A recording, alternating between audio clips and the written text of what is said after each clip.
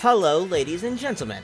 I am Scuttlest, and welcome to a review of Warriors Orochi 4, the latest in Koei's long history of Warriors games.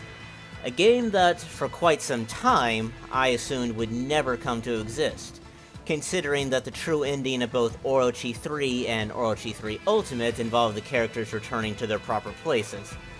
I had really thought that the franchise was over, but here we are.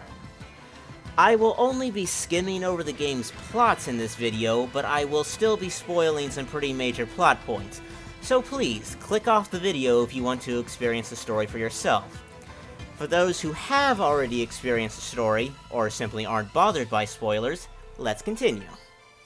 I've been able to play the game for a little over a month, and I've got a good idea as to what the game does right, and what it's doing very wrong.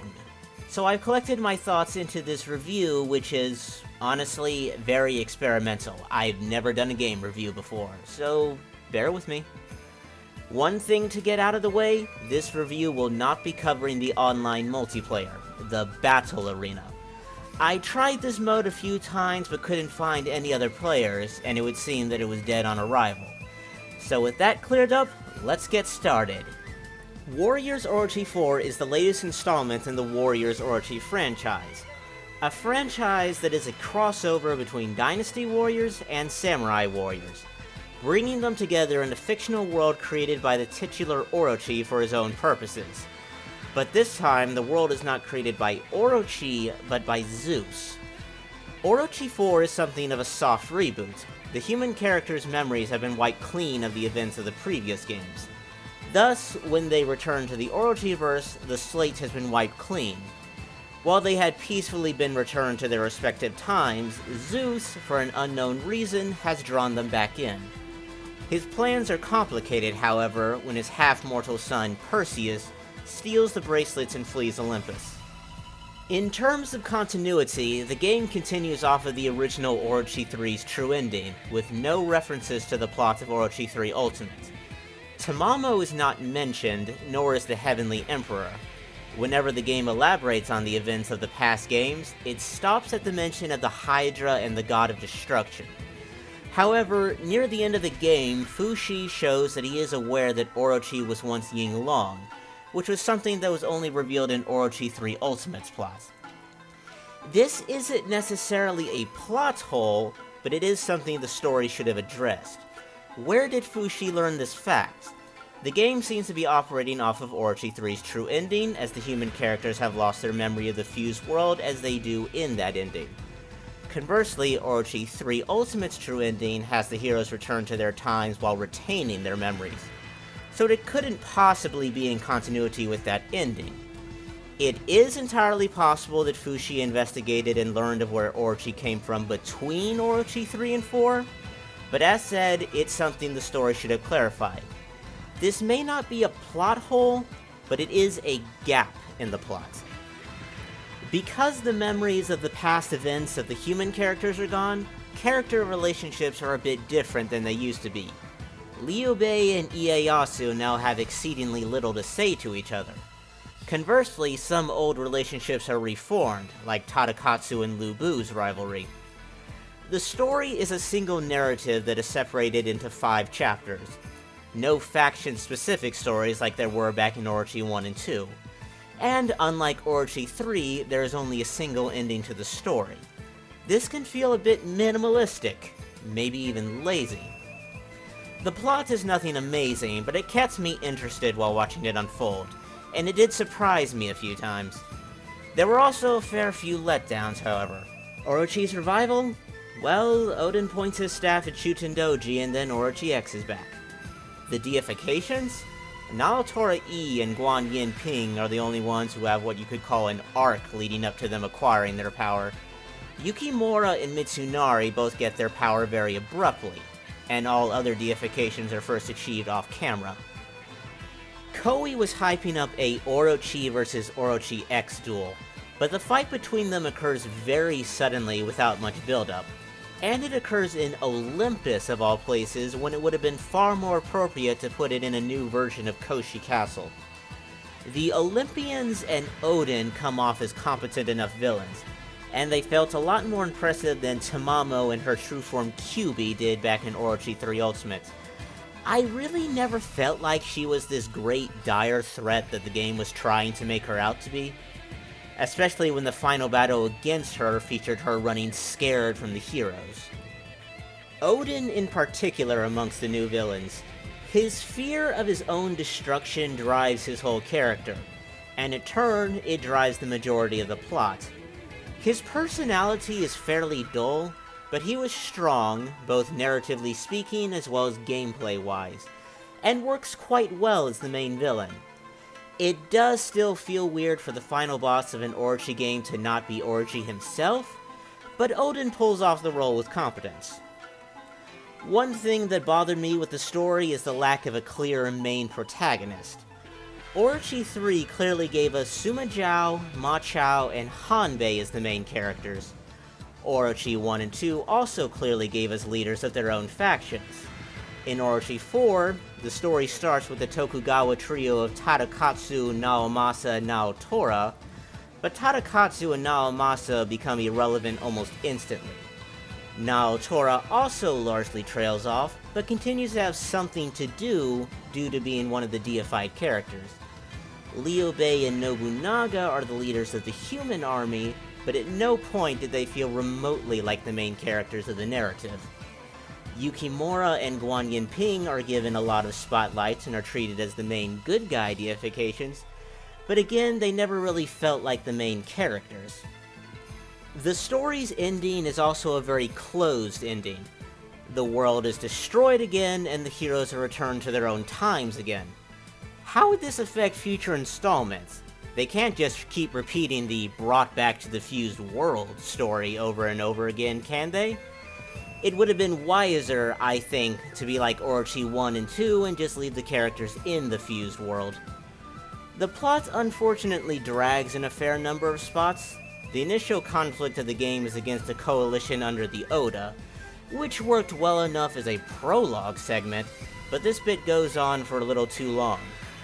The fights with Ares and Athena also feels padded out with not much advancement in the story other than recruiting the humans working for the Olympians. Partially because Ares and Athena are as in the dark about Zeus's motivation as the audience is. It really isn't until Zeus appears, and Odin gets the pieces on the board in the positions he wants them to be in, that it felt like the plot was moving at a respectable pace and wasn't stagnating. There's also some very blandly thought out battles. There's a surprising number of battles whose story is basically just, some more heroes have appeared in this world, let's go recruit them, or there's some fighting going on over there, let's check it out. When you're not doing the main story, you can enjoy side stories. Unfortunately, most of the just mentioned very bland battles are in the side stories. The plots for the side stories are typically pathetic. You could probably slap together the story of all of these battles during a single lunch break. That's just how unimaginative most of them are. Ultimately, the plot feels like a very Koei original plot. It's pretty mediocre, with the occasional moments of pretty good writing. As said, the story was enough to keep me entertained and interested, but there was no point where I found myself impressed with the storytelling. For character representation in the story, the game tries its best with its colossal cast of 170 characters, and most characters get at least one battle to play a pivotal role in. However, some unfortunately get shafted very hard. A lot of the mystic characters, for example, are largely irrelevant. Most of them are here for a quick plot dump and nothing else. Fushi, Nuwa, and Susanoo were the only ones that actually retained a bit of relevance after their initial appearances, which I found annoying, as they made a point to show that the Mystics are a match for the Olympians, but then they do so little with this potential rivalry. And on the subject of characters getting shafted, can you spare a cup of pity for poor Kiyomori? In Warriors Orochi 2, he came off as the second in command of the Demon Army. In Orochi 3, he was basically the other main villain besides the Hydra.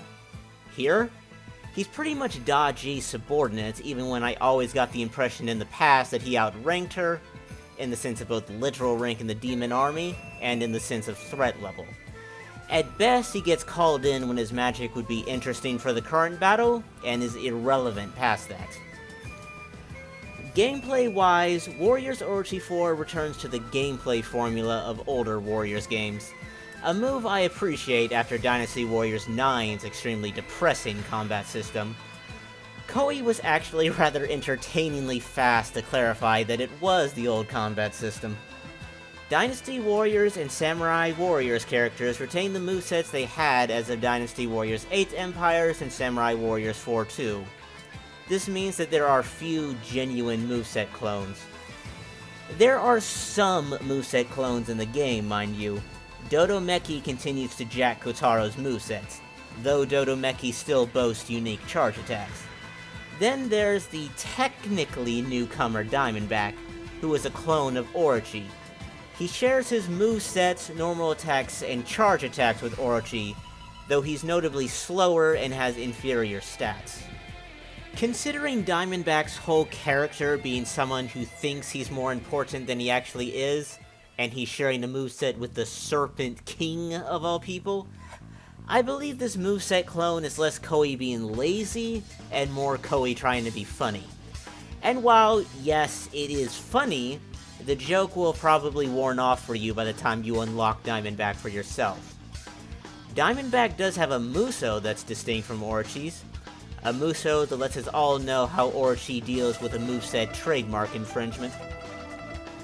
While no returning movesets were altered per se, the characters that were introduced in the first two Orochi games have received some much-needed tweaks, such as Taigong Wang no longer needing to spend Muso meter for his personal gimmick. A much appreciated update, seeing as many of these characters were just plain awful in Orochi 3. The roster in this game is gargantuan, a grand total of 170 characters. A roster so massive that the game actually won a Guinness's World Record for most amounts of characters in a hack-and-slash game. In this huge roster of 170 characters, there are only 5 or 6 new characters. Athena, Ares, Zeus, Perseus, and Odin. And Diamondback if you can consider him to be new. It feels like an odd thing to say, but in this colossal roster, I would raise a complaint that there aren't many actually new characters. As in past Orochi games, you control a team of 3 characters, but Orochi 4 extends this to having a full 7-character team, but you still control only 3. The remaining 4 are your support characters, whom you cannot directly control during a battle, nor will they appear as computer-controlled bodyguard allies for you. While setting your 4 support characters, you can see numbers by their portraits.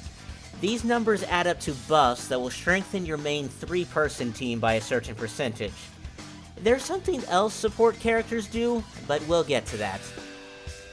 The characters from the 2 franchises mostly retain the gimmicks they had in their own games, such as Dynasty Warriors characters being able to do an aerial Muso attack, and Samurai Warriors characters having access to a hyper attack string. However, some quirks, like the second grounded Muso or the Storm Rush that the Dynasty cast had in Dynasty Warriors 8, or the Spirits meter of Samurai Warriors 4, have been dropped in Warriors Orochi 4. By letting the characters of both franchises retain their quirks, the balancing isn't always terribly great. The hyper attack string that Samurai characters have, that lets them zoom around the map, dragging along and killing peons, can, by itself, make most of the Samurai Warriors characters feel a bit better in most practical situations. The game is generally a bit kinder to the Samurai characters. Dynasty Warriors characters activate elements at the exact points that they activated elements in Dynasty Warriors 8. Samurai Warriors characters are activating elements consistently with nearly every attack. This is not to say that the DW cast is completely left in the dust, and they boast what I consider to be generally the better movesets, but the game's system seems to distinctively favor the Samurai cast. Characters are separated into 3 categories: power, technique, and speed. The Wonder category from Orochi 3 has been dropped. These 3 categories each have their own gimmicks. power characters cannot be flinched out of their attack strings, and can guard cancel certain actions. Technique characters do more damage to opponents in the air, and can do a dashing interrupt to their combos that breaks the opponent's guard. Lastly, speed characters can jump cancel certain actions, as well as do a flip in the air that increases the amount of distance they can travel with a jump. For the most part, which category a character is put into makes enough sense. Yue Jin is a speed character, Tadakatsu is a power character, and so on. But there are some characters lumped into nonsensical categories, like Guan Yin Ping being a speed character, when I would have thought that power would have been more appropriate considering that super strength is her gimmick.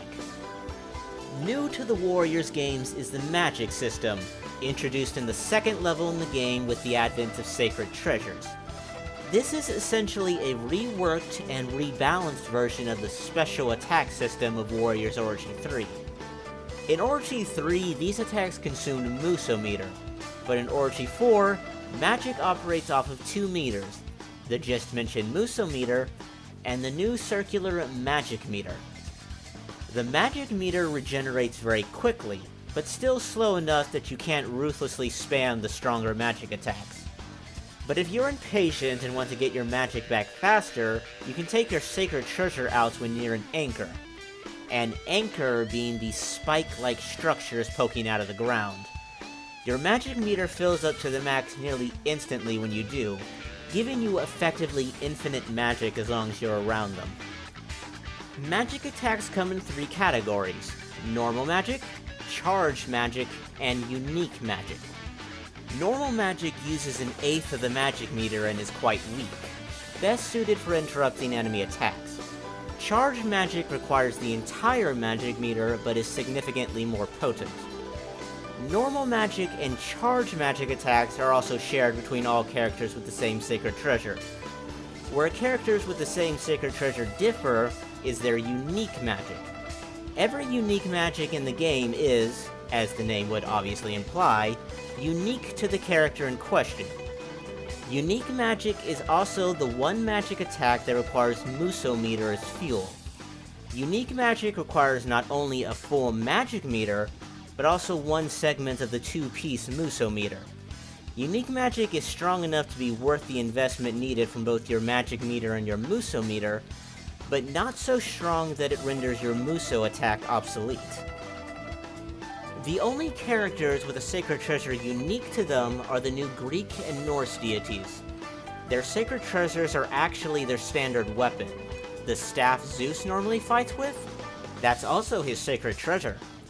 This in turn means that the normal and charged magics of the new deities are also unique to them as well. Magic can also be buffed by your hit combo. Every time you strike an enemy, you add to a counter.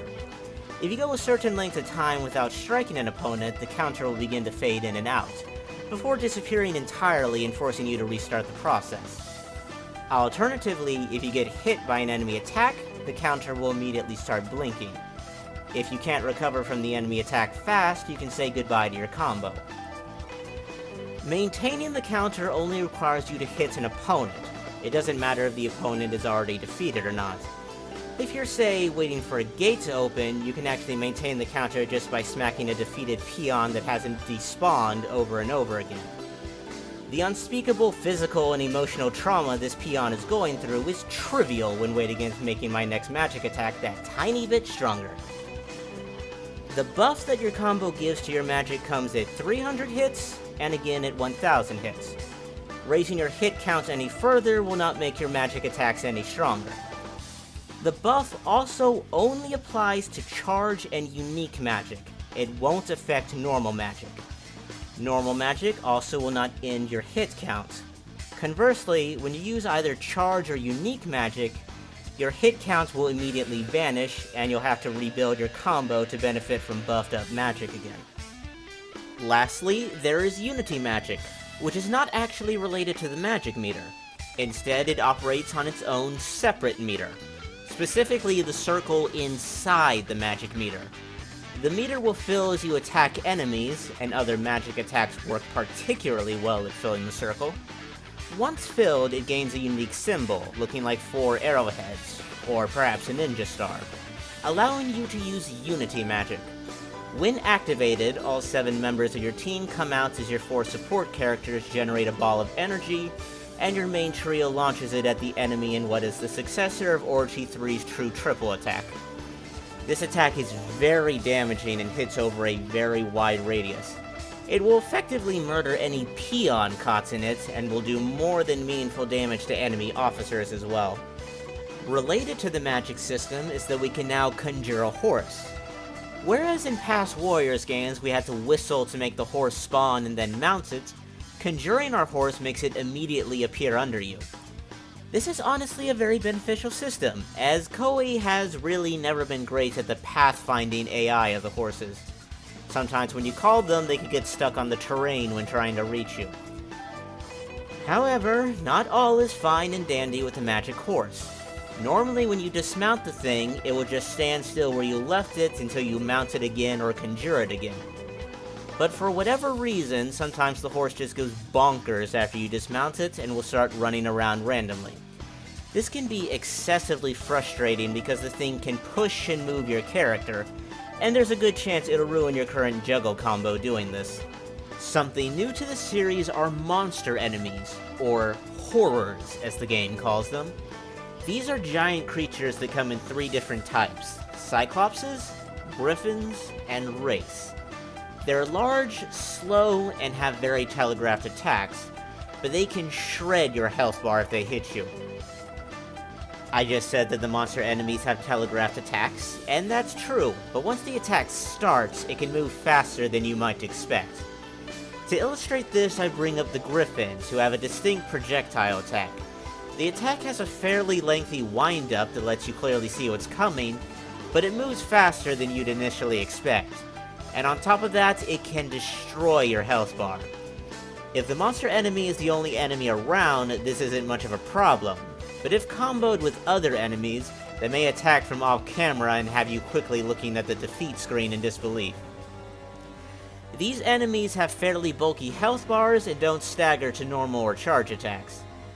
However, magic will make them flinch, so try to have some magic in reserve when you encounter them. Monster enemies are not strictly opponents either. There are battles where you get to enjoy having them as allies.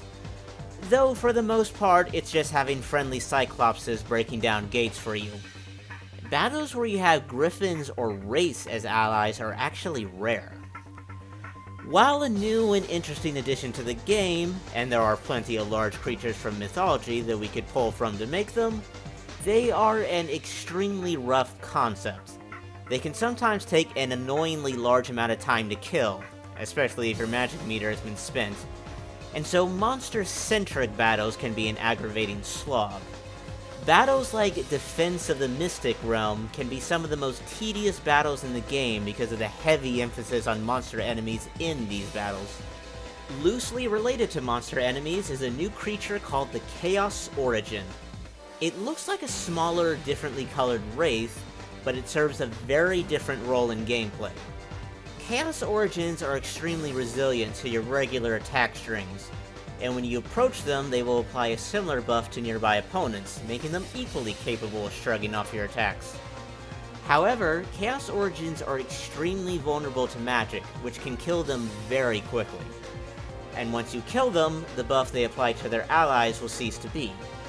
Also, if you unfortunately miss with your magic, striking enemies affected by the buff, while doing little damage, makes your magic meter regenerate faster. Furthermore, if you kill them with a hit combo of 300 or more, they will drop a precious item called a Tear of the Gods.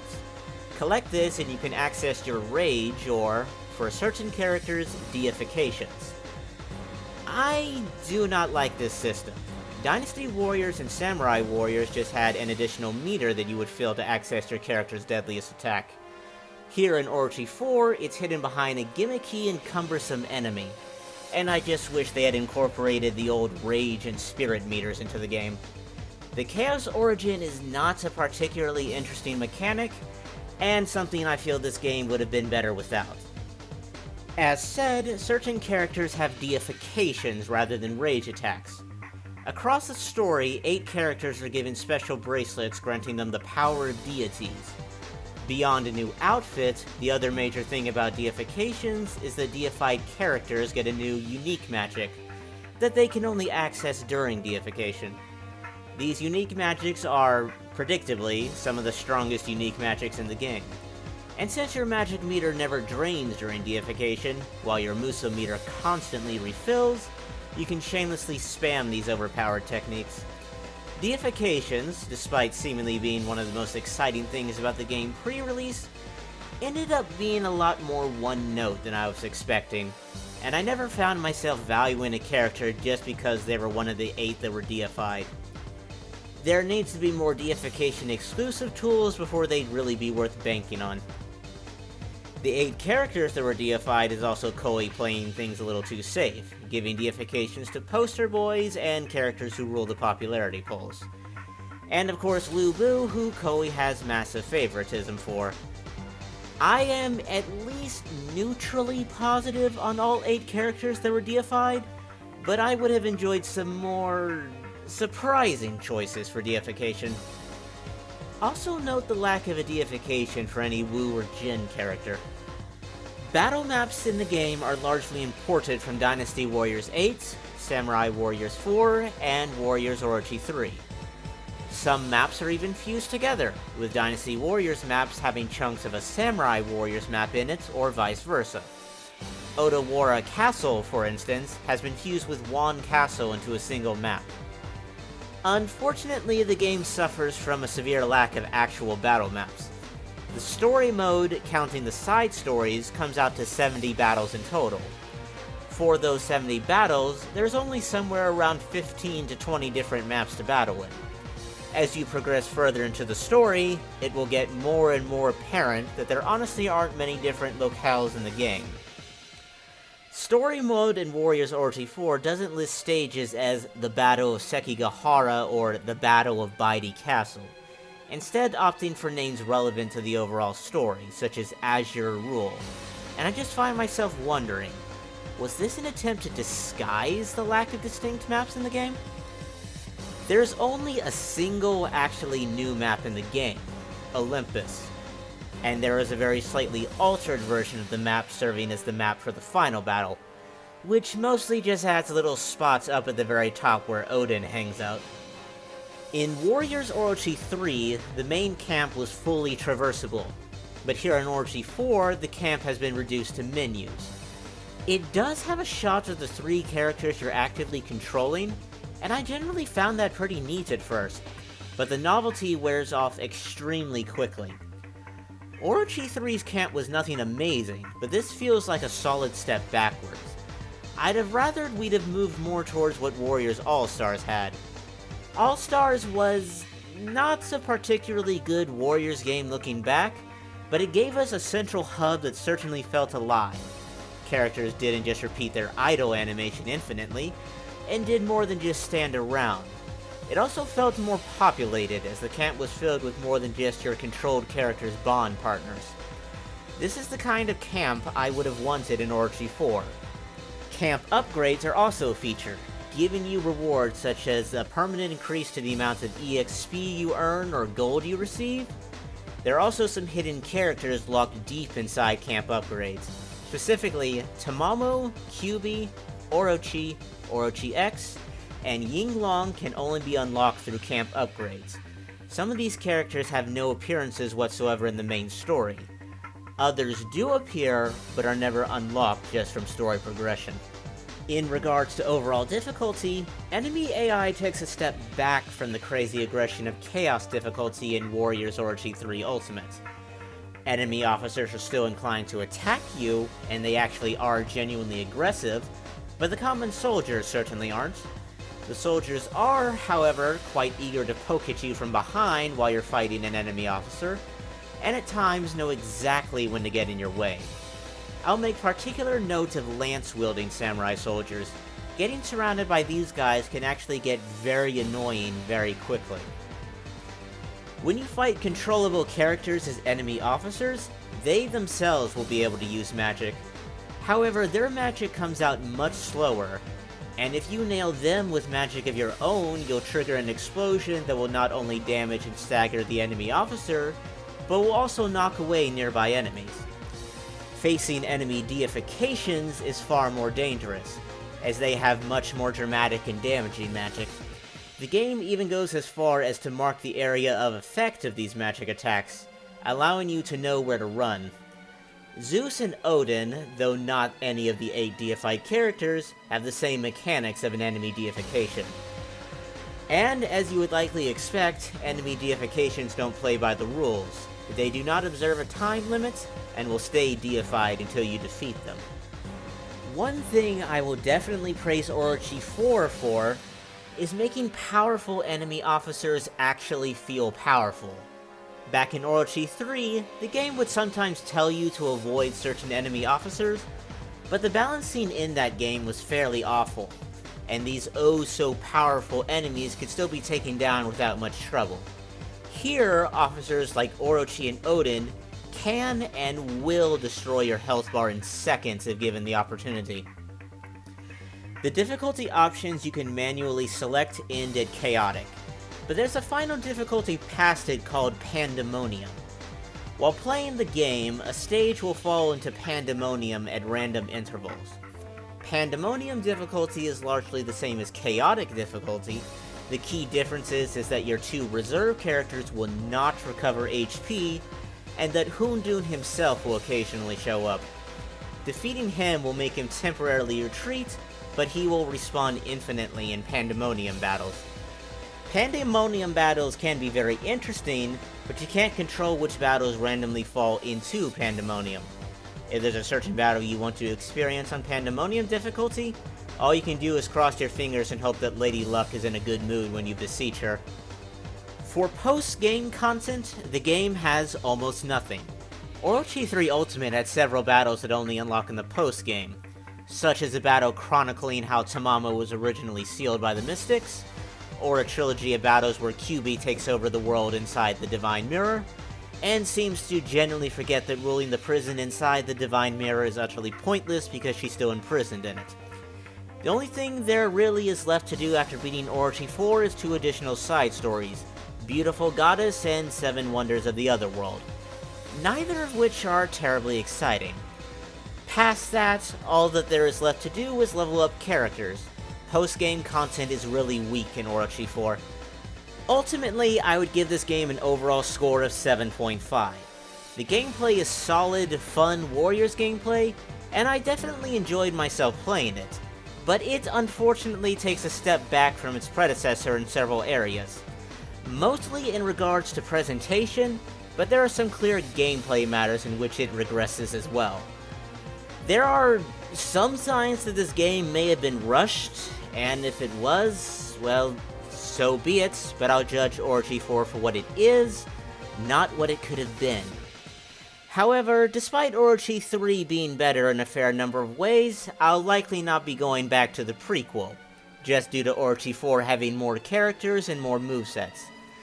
But in the end, I think I could only recommend this game to you if you consider yourself a fan of Warriors games in general. And that's a wrap, everyone. That'll conclude my thoughts and feelings for Orochi 4.